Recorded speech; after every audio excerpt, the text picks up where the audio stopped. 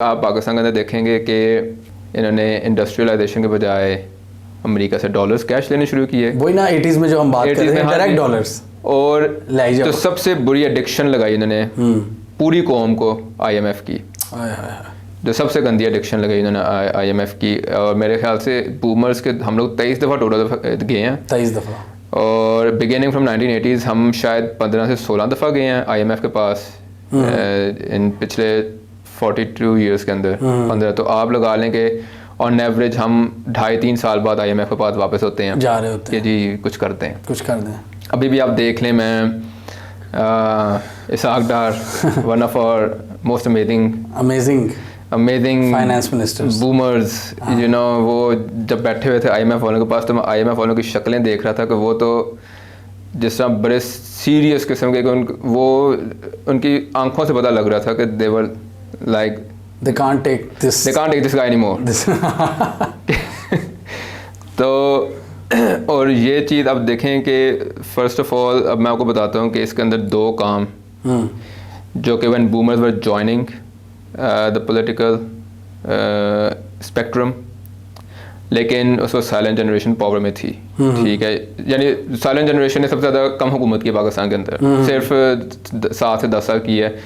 और उसके अंदर most famous is Zulfikar Ali Bhutto, Ayub Bhutto या लियाकत, हाँ अयूब खान भी, हाँ जी, लेकिन नहीं, अयूब खान जो था वो उससे पिछली जनरेशन का है, वो पिछली जनरेशन का है अयूब खान।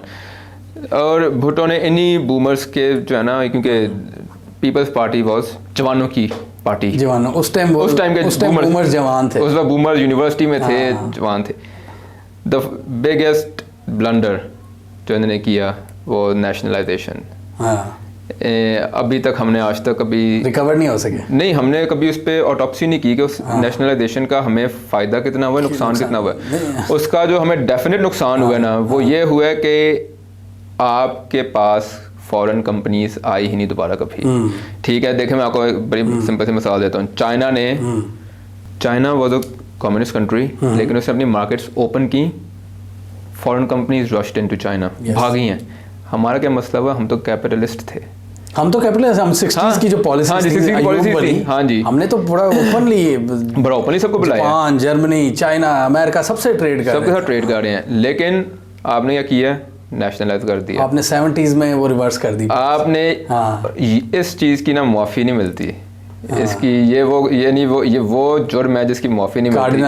कार्डिनल सिन है ये कि आपने एक कहते हैं ना, राह पे चल रहे हो आपने अचानक ही ना 5वें गेयर पे गाड़ी और उसको आपने रिवर्स पे डाल दिया, और आगे पास कभी फॉरेन कंपनी से बात आई ही नहीं। और आप देखेंगे इकोनॉमिक स्टैग्नेशन तब से हमारा शुरू हो चुका था। ज़ियाउल हक को बचाने में जितना ज़्यादा अमेरिका का हाथ था, ठीक है, कि कैश में डॉलर आते रहे, जी वो तो बड़ी दफ़ा डिस्कस कर चुके हैं। इकोनॉमी इतनी बड़ी थी नहीं, डॉलर पंप करो, ओके सब गाड़ियाँ आ रही हैं, सब इम्पोर्टेड स्टफ आ रहा है, अमीर खुश हो रहे हैं।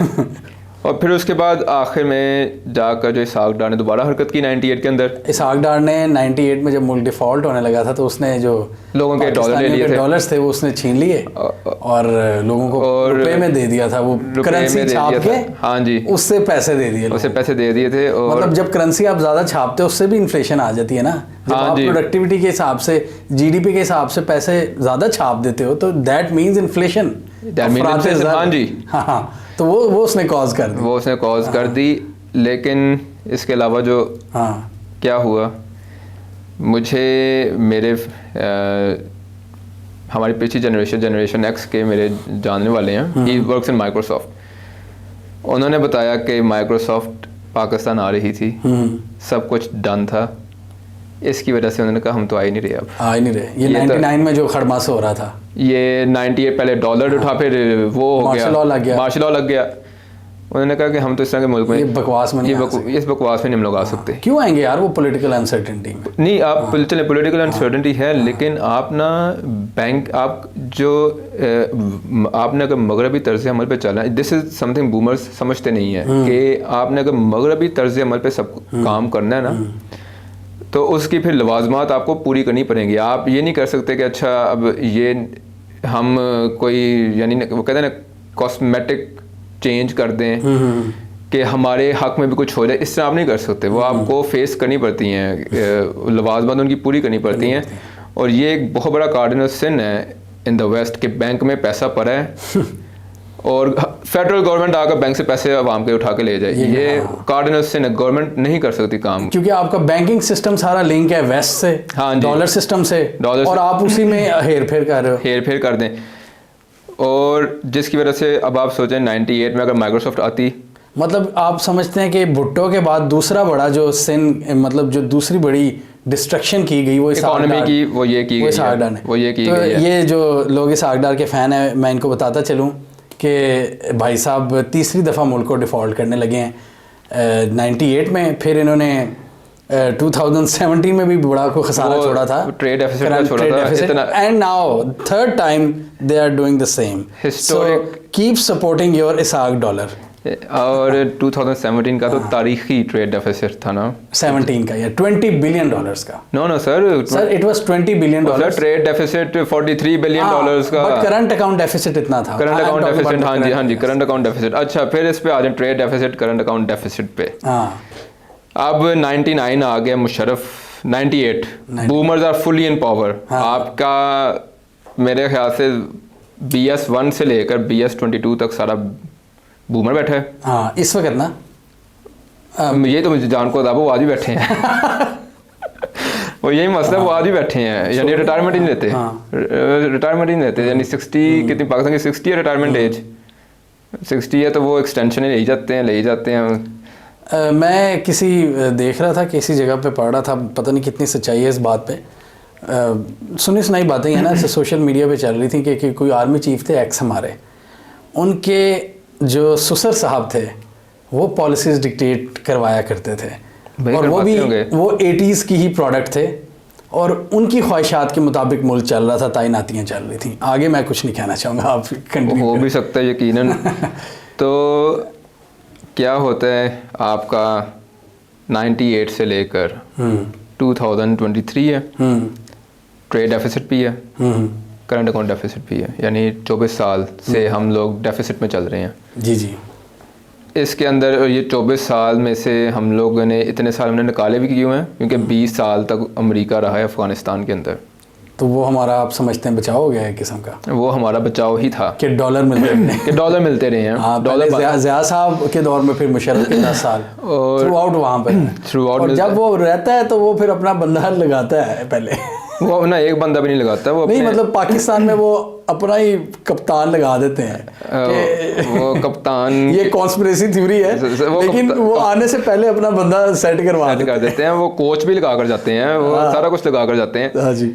तो 21 साल तो अब अमेरिका गया, 2000 पिछले साल गया अमेरिका, तो अब आप देख लें पैसे नहीं आ रहे, अमेरिका बहादुर नहीं। और दिस इज़ द प्रॉब्लम, अब द बूमर्स जो हमारी बूमर जनरेशन है, they are not out of the box thinker. Yes, वो अभी जितने भी आपके पास लोग बैठे हैं इस वक्त, लेट्स बी वेरी ऑनेस्ट, आपके शहबाज शरीफ साहब गए थे मोहम्मद बिन सलमान से मिलने। मोहम्मद बिन सलमान मिलेनियल है, he's a millennial, he's a fourth generation। अब आप उस बंदे की थिंकिंग और उसके ताए और अब्बा जी की थिंकिंग ज़मीन आसमान का फ़र्क होगा। वो जेब खर्च नहीं देगा।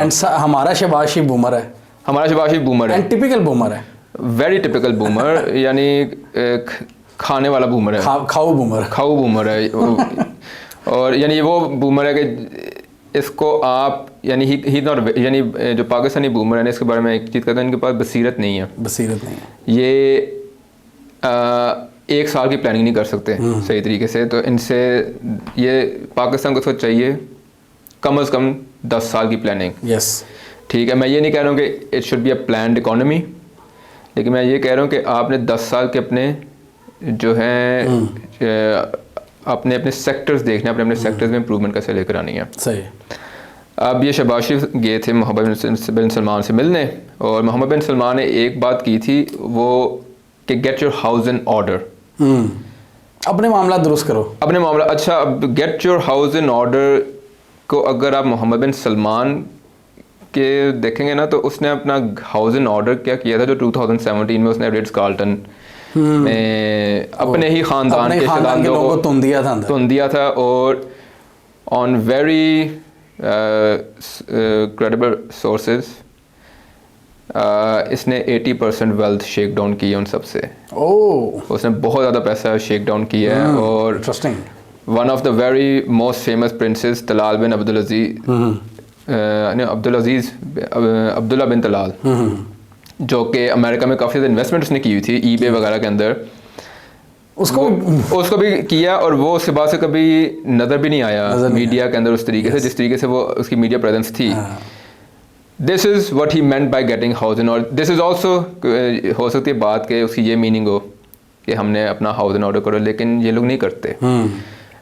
IMF आया और IMF ने साफ साफ बोला है कि आप BS-17 से लेकर BS-22 के जितने आपके अफसरान हैं उनकी बताएं क्या क्या सूरत हाल है, क्या वो सिविल है या मिलिट्री, सिविल या मिलिट्री है, हमें बताएं कि आपकी जो ब्यूरोक्रेसी है 22वें ग्रेड की तक उसमें 17 से क्या उसके असासे हैं, क्या असासे हैं क्या वो उनको बेनिफिट्स गवर्नमेंट की तरफ से मिल रहे हैं, सरकारी बेनिफिट्स क्या मिल रहे हैं।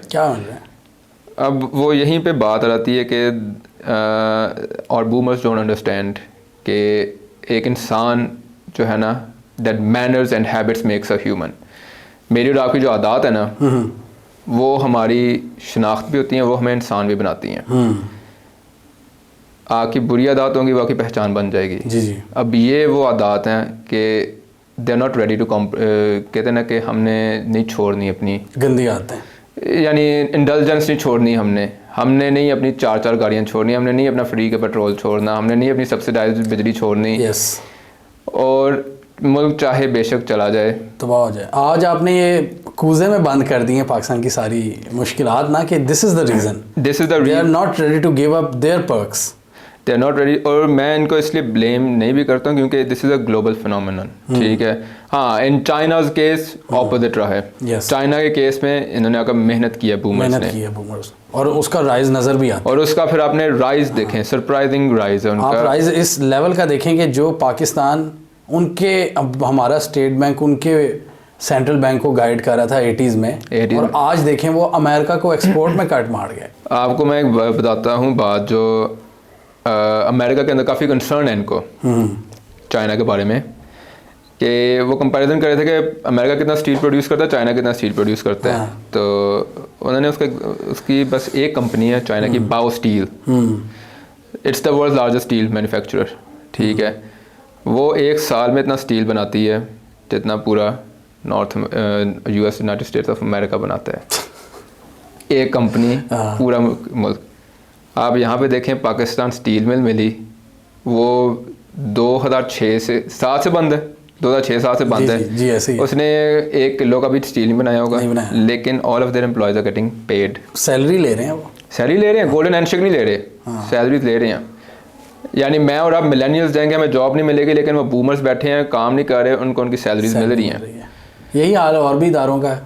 आप PIA को देख लें, PIA आपको पता है कि हमारा सबसे जो वो था ना प्रॉफिटेबल रूट, वो था कराची टू न्यूयॉर्क। वो बंद पता क्यों हो गया कि उसकी 75% जो टिकट्स थी ना वो अनपेड होती थी, उस पर फ्री लोग सफ़र करते थे। बूमर ने बहुत फ्री सफ़र किया हुआ है अमेरिका का। Wow, this is beyond shocking. आप दूसरा ये भी देखें, फ्री में ट्रैवल करें इधर, फ्री में ट्रैवल। इधर हम इस्लामाबाद नहीं अब जा सकते, जितना महंगा कर दिया वो हमारे लिए हो गया ना 272 पे। और आपको दूसरी बात बताता हूँ जो सबसे इम्पोर्टेंट चीज़ है कि एयरलाइंस की जो इकोनॉमी है ना वो डिपेंड करती है कि for each plane how many employees are there.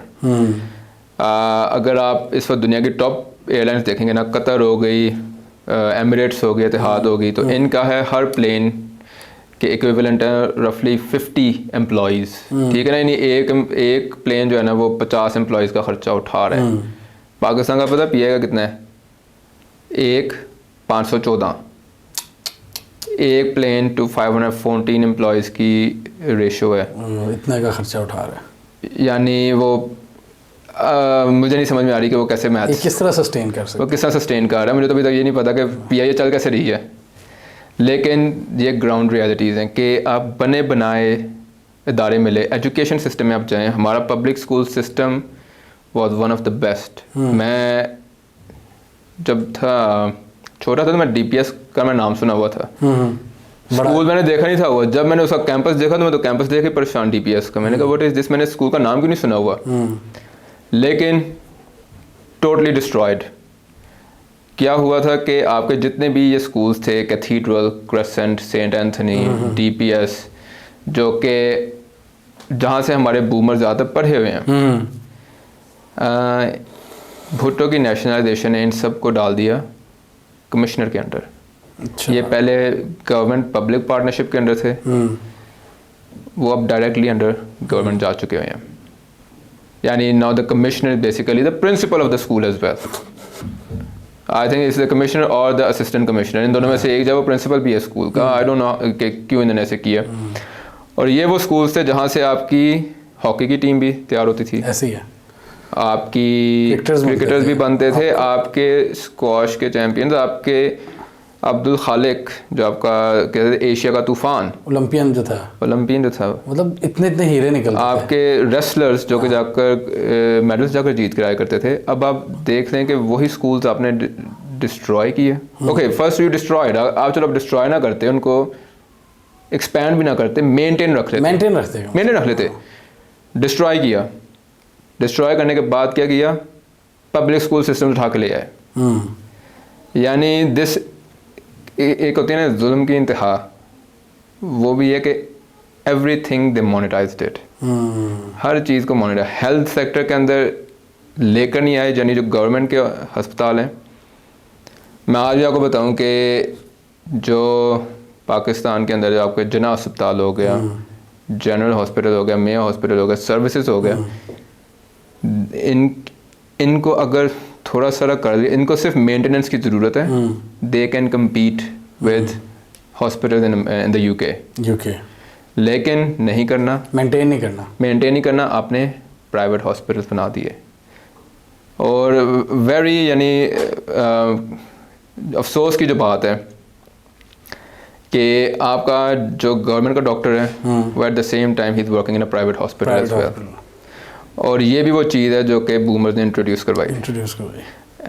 हर चीज़ को मोनेटाइज किया है just to feed the consumption.